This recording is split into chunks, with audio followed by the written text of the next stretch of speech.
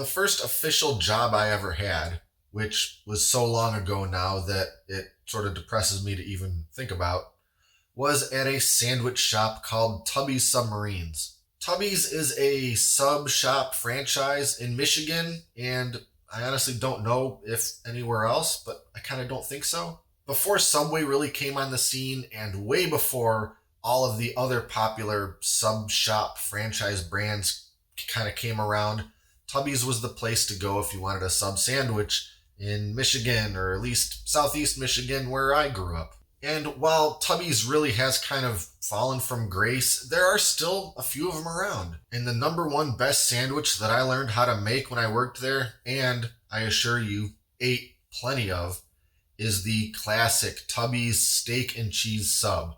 Now, this is not the same thing as a Philly cheesesteak. It's a steak and cheese. There are some differences, including what goes on it, what kind of cheese, probably what kind of steak, and just in general, it's a different sandwich. So I mention that so as to not confuse anyone thinking that I'm going to show a Philly cheesesteak, because that's not what this is. In my opinion, it's way better. Now today in the Great Lakes Kitchen, I want to show how to make the classic Tubby's steak and cheese completely from scratch, but with kind of two big differences. One, we're not using ordinary steak, we're using venison. This is something I've wanted to try for a while, a shaved venison steak sub.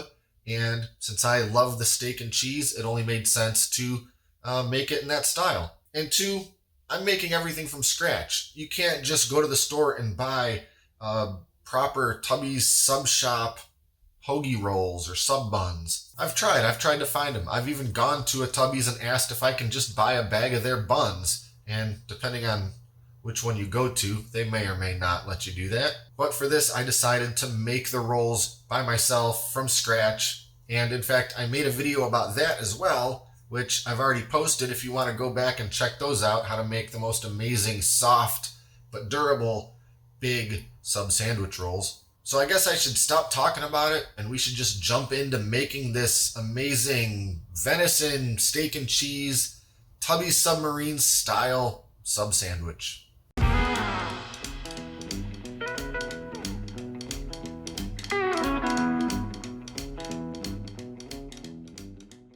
And since I'm going to be recreating a Tubby steak and cheese, it seems only fair that I get a Tubby steak and cheese so we can take a look at it and kind of compare this one to mine.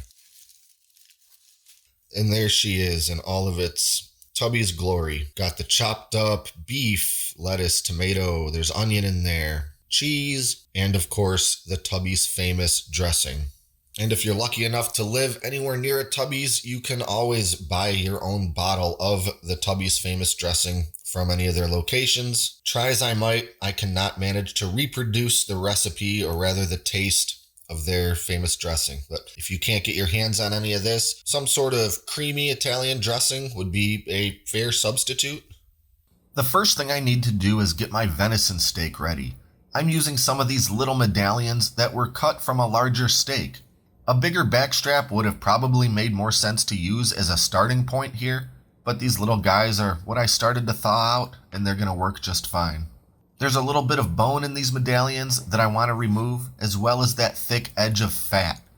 Deer fat isn't very good, so I'll just get the majority of it out of there. Now I just need to slice these things up. I could use a sharp knife, but it's much more fun to use the electric meat slicer. I want to slice pretty thin, but not quite shaved. But if you prefer shaved, go for shaved. It's not going to hurt anything. A quick note, these little steaks were mostly thawed, but not completely thawed.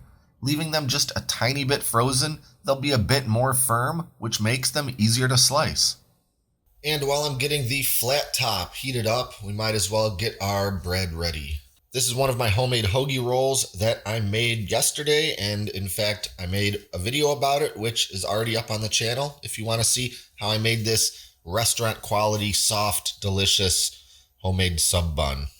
And real quick, I'm going to show you a little trick that I used to do at Tubby's, and a lot of sub shops actually do Still, you've got a bunch of stuff that you need to load up into this sub bun and you're worried there's not quite enough room, you can actually remove a bit of the bread out of the top or even the bottom half of the sub bun. Not so much that it pokes through, obviously, to the top or the bottom, but just to create a little bit more room and kind of improve your filling to bread ratio. Just removing a little bit of the bread out of the inside of the bun.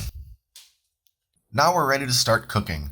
For this, I'm using my SteelMade flat top griddle because a flat top is how they do it at Tubby's. But you could certainly use a big skillet if you don't have a ridiculous flat top like this. I've got it heated up to about 350 degrees Fahrenheit and we're ready to go. First, I'll start with just a little olive oil. And since the Tubby's steak and cheese includes grilled onions, I'll throw down a handful of chopped yellow onion. And then I'm putting down the meat. Season the meat with a pinch of kosher salt, and that's it. From here, everything's going to cook pretty fast, which really is the name of the game with what are essentially fast food sandwiches. That thin steak really only needs a couple minutes, and the onions will be just right by the time the meat is done. I like to cook the meat on one side for almost a minute, then flip it and cook another 30 to 45 seconds before mixing everything together with my flipper until it's all ready to take off the grill. As soon as the meat and onions are done, I'm scooping it up and putting it on my bun.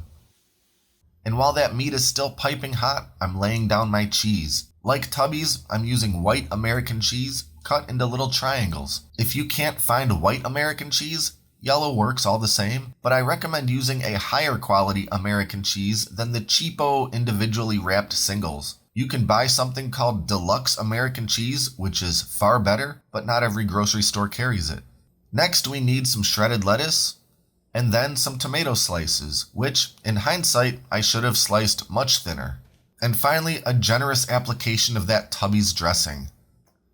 Now I need to close this thing up. This is where a thinner, more bendable tomato slice would have been ideal. These thick tomato slices tried their best to obstruct my closing of the sub bun, but I eventually made it happen. And just to hold everything together all nice and cozy, I'll use a big sheet of parchment paper to wrap up this sandwich until I'm ready to eat. But first, a quick comparison with the Tubby's sandwich. Fast food always looks a bit sad when placed next to a fresh, homemade version, like a sandwich that had a few hard years on the street, despite still being good on the inside. Anyway, time to dig in and try out this venison steak and cheese sandwich.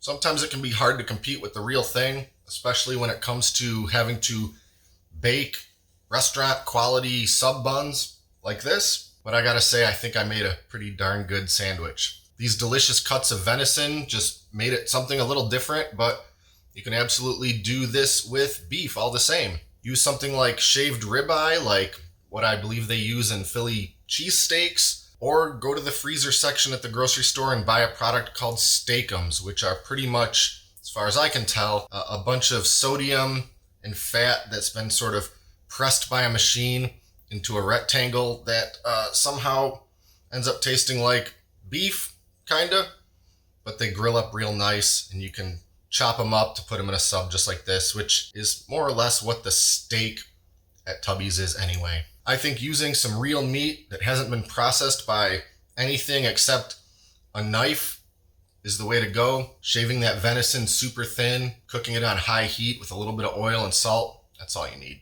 So I'm gonna finish eating this sandwich before it gets any colder. Be sure to like and subscribe and stay up to date with all our latest stuff, including future food and food recreation videos. Thanks for watching, and I'll see you next time right here in the Great Lakes Kitchen.